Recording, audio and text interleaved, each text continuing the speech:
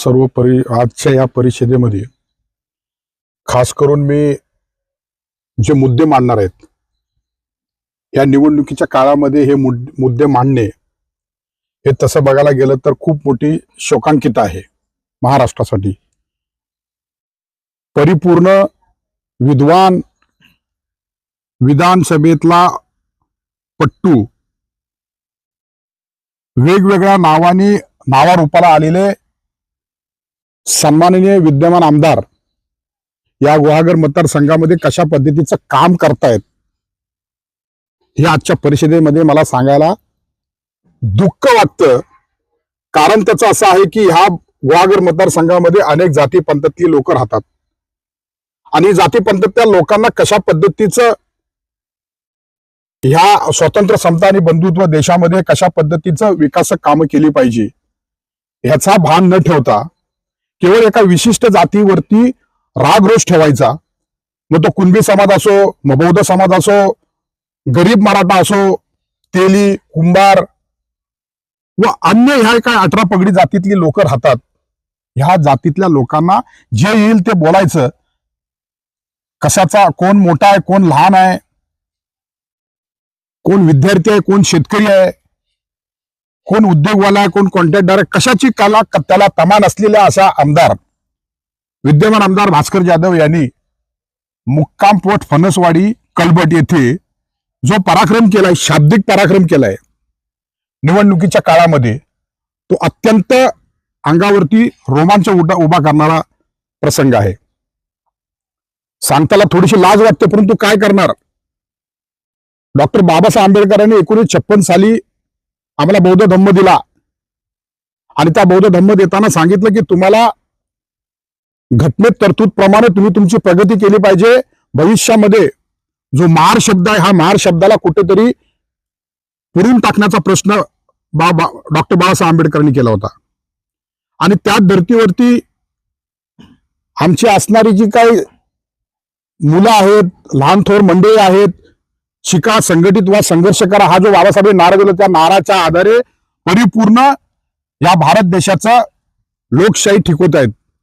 आणि अशा पद्धतीचं असताना 27/10/2024 रोजी मुक्काम पोस्ट फणसवाडी कलबट या ठिकाणी गेले असताना, विद्यमान आमदार गेले असताना, तिथे त्यांचे जी काही मंडळी होती, कोकमकर आणि घाणेकर हे गावकरी आहेत. घाणेकरांच्या घरात मिटिंग लावली आणि ही सर्वस्व जबाबदारी कोकमकरांच्या खांद्यावरती होती. तिथल्या परिसरातील, तिथल्या विभागातील, तिथल्या असणाऱ्या गावात जे गाव आहे त्या गावानं एका ठिकाणी आणून मिटिंग लावण्याची. ती मिटिंग चालू असताना, म्हणजे सुरुवातीला असताना, त्यांनी आदरणीय विद्यमान आमदारांनी विचारलं की या मिटिंगला कोण कोण आलेत आहेत आणि कुठल्या कुठल्या गावची लोक आहेत. त्यावेळी मात्र तिथं असणारे कोकमकर साहेबांनी सांगितलं की इथं मी सगळ्यांनाच ह्या मिटिंगचं आजच्या मी तशा पद्धतीचं कळवलंय, वर्दी दिली आणि त्या पद्धतीचे लोक जमलेत. परंतु विद्यमान आमदार साहेबांनी लागलीच कोकमकरांना विचारलं की मग एवढी लोक कमी का, एवढ्या लोकांमध्ये कशी काय मिटिंग होणार. आणि मग हे चर्चा करत असताना त्यांनी सांगितलं की बौद्धवाडची लोक आलेत का, बौद्धवाडची लोक आलेत का. तर तिथल्या असणाऱ्या कोकमकर साहेबांनी सांगितलं की आलेत, परंतु ते 2 आलेत आहेत. कुठे आहेत, तर म्हणे ते लांब बसलेत आहेत, थोडे दूर बसलेत आहेत. अच्छा, मग विद्यमान आमदारांनी कोकमकरांना प्रश्न विचारला, घाणेकरांना प्रश्न विचारला की तुम्हाला ठाऊक आहे का, एक प्रथा होती पूर्वी की जर एखादी त्या टायमाला वरटे असायचे, वरटे म्हणजे एखाद्या मीटिंग सांगायची असेल तिथं वरटे असा शब्द वापरला जायचा. हे वरटे त्या टायमाला जर आम्ही, अशी प्रथा होती की त्या वरट्यांना मीटिंग सांगायची आणि ते वरटे त्या गावामध्ये मीटिंग लावण्याची वरटी देऊन टाकायचे. परंतु आता तसं दिसत नाही मोठ्या संख्येनं. ती काय दिसत नाही, कारण त्यावेळचे महार हे वरटे होते. वर्दीचे मीटिंगचे असायचे ते सांगायचे आणि त्यांनी सांगितलेली मिटिंगची वर्दी जी आहे वरट्यानी, ते पूर्णतः लोक जमायची. आज तसं दिसत नाही, कारण त्या टायमाला ते महार होते, आता ते बौद्ध झालेत आहेत. आणि म्हणून यदा कदाचित ही मिटिंग एवढ्या तादादमध्ये मला दिसत नाही आहे. ह्या शब्दाचा आम्ही तीव्र निषेध करतो, त्रिवार निषेध करतो. जेवढा करेल तेवढा निषेध कमी आहे. आताच्या युगामध्ये, आताच्या परिस्थितीमध्ये ज्या पद्धतीने स्वातंत्र्य, समता आणि बंधुत्व नांदवायची परिस्थिती निर्माण झालेली आहे, एका बाजूला घटनेचा कशा पद्धतीचं चिरफाड केली जाते सांगितलं जातं, एका बाजूला शिवराय फुले शाहू आंबेडकर विचारांना पायमळी तुडवलं जात आहे. अशातच महाराष्ट्र उभा होतोय नाही होतोय, तेवढ्यात विद्यमान आमदार जे आहेत, जे स्वतःच विद्वान समजतात, स्वतः सगळं काही येतं असं समजणारे आमदार साहेबांनी कधी वळून पाहिलं का? बौद्ध समाजाने कधी तुमच्याकडे हात पसरले का? बौद्ध समाजाने कोणत्या परिस्थितीत असणाऱ्या रस्त्याच्या म्हणा, पायवाटा म्हणा, शेतकऱ्यांच्या अडीअडचणी म्हणा, इथे असणाऱ्या अनेक आमच्या आया बहिणीच्या इज्जतीचा प्रश्नाचा वटर आलाय, या सगळ्या गोष्टी कधी तुमच्याकडे मांडल्या का? कारण त्यांच्या मनगटात ताकद आहे शिवराय फुले शाहू आंबेडकर मांडण्याची, आणि ते त्यांचा न्याय त्यांच्या पद्धतीने सामोरे जात असतात. अशा पद्धतीने गैरसोय मतदारसंघामध्ये असताना, वेगवेगळ्या पद्धतीच्या अडीअडचणी असताना, हाताला काम नाही, काजूला रेट नाही, आंब्याला काही पद्धतीची किंमत नाही, आमच्या कोकणात जे पिकतं ते कशा पद्धतीने सभागृहात मानलं पाहिजे किंवा कशा पद्धतीने हे सभागृहात उमटवलं पाहिजे. आमच्या शेतकऱ्यांना पाऊस पडला नाही, पाऊस पडला तर आमच्या नाचणी होत नाही, आमचा भात होत नाही, अन्य प्रश्न तिथं किचपडत पडलेत. त्याच्यावर भाष्य न करता फक्त आणि फक्त जातीयता, फक्त आणि फक्त माणसांचं हिंसक वातावरण तयार करणं आणि लोकांमध्ये लढवून त्यांची बेइज्जत करणं, एवढाच मोठा धंदा हा भास्कर जाधव, विद्यमान भास्कर जाधवांचा आहे, असा आमचा रोख आरोप आहे.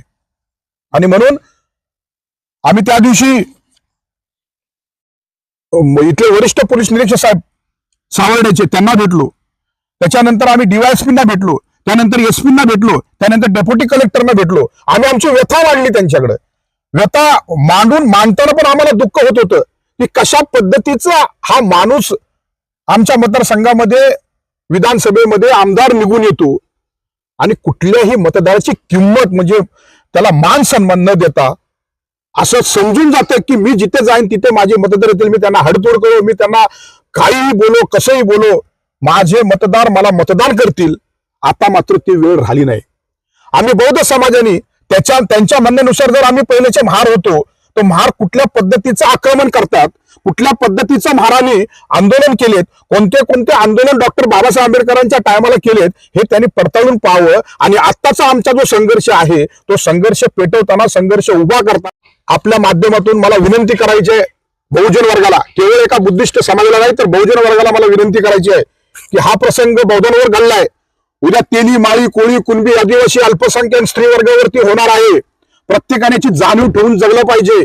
आणि आपण जाणीव ठेवून जगत नाही म्हणूनच अशा बोचक आणि भ्रष्ट आणि बेकामी आमदारांची तिथे चांगल्या पद्धतीचं प्रगती होत चालली. आणि म्हणून आम्ही बहुजन सर्व एका ठिकाणी आलेत. माझ्या बाजूला बसलेत ते कुंभार समाजाचे खूप मोठे नेतृत्व करणारे आदवडे दादा बसलेत आहेत, अविनाश दादा आदवडे बसलेत आहेत. माझ्या पाठीमागे कुंभार समाजाचं नेतृत्व करणारे आमचे भैरवकर दादा बसलेत आहेत. हे सगळे समाजाची लोक आमच्या बरोबर आता जुळलीत आहे. कारण हा एका जातीचा विषय नाही आहे, हा एका प्रकृतीचा विषय, एखाद्या व्यक्तीच्या बुद्धीचा विषय आहे. आणि ती खोडून जर काढायची असेल आम्हाला, तर पहिला प्रथम आम्हाला बहुजन एका ठिकाणी आलं पाहिजे. आणि बहुजनांनी एका ठिकाणी येऊन मी आव्हान करेन आपल्या माध्यमातून की येणाऱ्या 12 तारखेला, येणाऱ्या मंगळवारी आम्ही सर्व बहुजन वर्ग चिपळूण येथील डीवायएसपीच्या कार्यालयासमोर आम्ही विचारपूस करायला जाणार आहोत. आम्ही कोणतेही भान न विसरता, कोणत्याही परिस्थितीमध्ये आचारसंहितेचा भंग न होता आम्ही सर्व जबाबदारी, जसं मी आपल्याला सांगितलं की भास्कर जाधव यांनी साधारण काहीतरी 24 तारखेच्या आसपास काहीतरी आपला अर्ज भरलेला आहे निवडणुकीचा. तिथपासूनचा दैनिक जो कारभार असतो तो जर पाहिला तर त्या दिवशी म्हणजे 27 तारखेला जो त्यांच्या मिटिंगचं नियोजन होतं त्याच्यामध्ये कोणतंही असं मला दिसत नाही आहे की त्यांनी परवानग्या काढल्यात आहेत. म्हणजे जे त्यांना वाटेल, जे जसं त्यांना करता येईल तसं ते करण्याचा प्रयत्न करतात. आणि त्यावरही माझा आरोप आहे निवडणूक अधिकाऱ्यांना की आपण याच्यावरती आचारसंहिता भंगेचा कानून पद्धतीने नियमानुसार यांच्यावरती खटला भरणार की नाही. आणि म्हणून त्या सगळ्या गोष्टीचा आम्ही परिपूर्ण विचार करून मी समाजाला आवाहन करेन, कोणत्याही पद्धतीचं कोणतेही पाऊल उचलू नये. कारण बाबासाहेबांनी दिलेली ही लोकशाही आहे आणि या लोकशाहीमध्ये स्वतंत्र, समता, बंधुत्व टिकवायचं असेल तर खऱ्या अर्थानं आम्हाला मतदान करायला पाहिजे. आणि मतदानातून आमचा ताकद निर्माण करण्यासाठी आम्हाला हे मोठं हत्यार दिलं बाबासाहेबांनी. हे आजच्या दिनी बहुजनांनी विसरता कामा नये. आणि म्हणून सर्वांनी संयम ठेवून 12 तारखेला यावं. तिथे असणारे DYSP साहेबांना आम्हाला विचारायचं आहे, पुन्हा निवेदन द्यायचं आहे की आम्ही तुम्हाला 2 दिवस दिले होते, 2 दिवसानंतर आपण काय केलं. जर का भास्कर जाधव अशा पद्धतीचं जर का वक्तव्य करत असतील, त्यांच्याकडे डेअरिंग आहे, त्यांच्याकडे पैसा आहे, त्यांच्याकडे पॉवर आहे, त्यांच्याकडे गुंड आहेत, त्यांच्याकडे वेगवेगळ्या पद्धतीची यंत्रणा आहेत, त्या यंत्रणेला जर का घाबरून इथलं प्रशासन, इथलं असणारं सरकार, इथलं असणारं सत्ताधारी, इथं असणाऱ्या लोकांची पिळवणूक करणारी लोक जर का त्याला पाठीमागे टाकत असतील तर 12 तारखेला पहिला जिल्हा अध्यक्ष वंचित बहुजन आघाडीचा अण्णा जाधव मुंडन करणार. आणि आमचे कमीत नाही तर ते 100 ते 200 आमचे पदाधिकारी, आमचे असणारे नागरिक, असणारे आमचे बहुजन वर्गातली लोक, इथे असणारे आमच्या वेगवेगळ्या जाती धर्मातली लोक 100 ते 200 मुंडन करणार आहेत. मुंडनाचा अर्थ असा आहे की शांततेत आम्हाला हे मुंडन करू देणार आहे की नाही शासन, आणि आम्ही ते करणार. कारण आम्हाला आमच्या जातीवर बोललं जाते, आम्हाला आमच्या बाबासाहेबांनी दिलेल्या मार्गावर बोललं जाते, आम्हाला आमच्या असणाऱ्या आया बहिणींवर बोललं जाते, आम्हाला आमच्या इथं असणाऱ्या शेतकऱ्यांवर बोललं जाते, अपमान वागणूक दिली जाते.